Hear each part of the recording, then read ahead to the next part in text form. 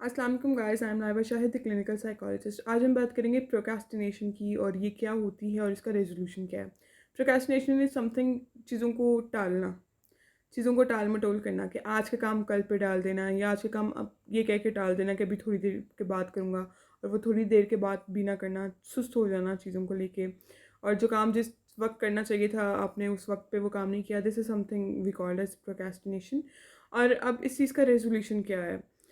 जब भी आप अपने आप को ये पाएँ कि आपको कोई टास्क दिया गया है, आपने कोई एक्टिविटी परफ़ॉर्म करनी है या आपका कोई आगे आने वाला काम है, वो आप वक़्त पे नहीं कर पा रहे हैं और जिस वक़्त पे वो काम करना चाहिए था वो हो ही नहीं रहा, तो उसका आप समझ लें कि आप प्रोक्रेस्टिनेशन स्टेट में हैं। और वो क्यों समटाइम्स इस तरह होता है कि चैलेंजेस जो हम लोगों ने आगे परफ़ॉर्म करने हैं ना, वो मुश्किल होते हैं, जिसको हम टाल देते हैं ये कह के कि अभी करेंगे, लेकिन वो हम कर नहीं पाते हैं उस वक़्त पे। और समटाइम्स ये भी होता है कि हमें कोई ऐसा लगता है कि पता नहीं ये टास्क कंप्लीट हो के मैं अच्छा परफॉर्म करूँ या ना करूँ, कन्फ्यूजन होती है आपके माइंड में। अब उस कन्फ्यूजन को आप इस तरह दूर करते हैं कि आप उस काम को ही नहीं करते हैं। तो क्योंकि हमारा माइंड, मैंने आपको पहले भी बताया था कि चैलेंज और थ्रेट को बहुत बहुत जल्दी परसीव करता है।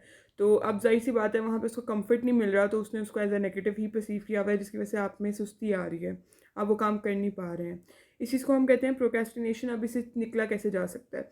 कोई भी काम जब आपने करना है ना, हमेशा कोशिश करें कि उस काम को स्टेप बाय स्टेप लिखें, उस काम को ब्रेक डाउन करें। अगर वो बड़ा स्टेप है उसको छोटे स्टेप्स में ब्रेक डाउन करें, स्टार्ट लें। जब भी आप किसी काम का स्टार्ट लेने लगते हैं ना, तो आपकी बॉडी उसका मोमेंटम क्रिएट कर देती है। तो आप अपने आप से ये कहें कि मैं सिर्फ 5 मिनट के लिए चलो ये काम करके तो देखता हूँ।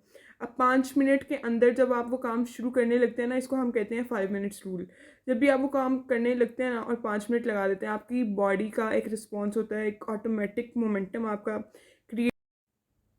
आपकी बॉडी का एक ऑटोमेटिक मोमेंटम क्रिएट हो जाता है और आप वो काम कर लेते हैं।